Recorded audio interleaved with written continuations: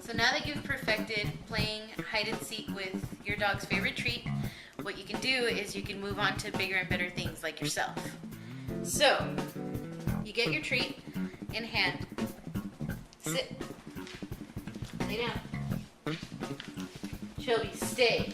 And then you go hide. Stay.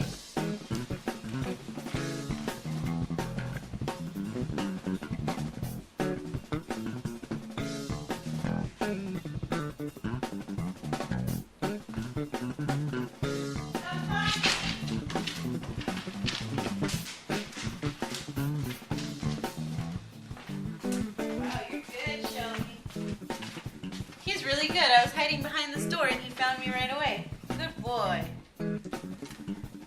So you can do more and more elaborate little hiding spaces. Like I've hidden in a closet and it took him a while, but he found me. It's really fun. Good job.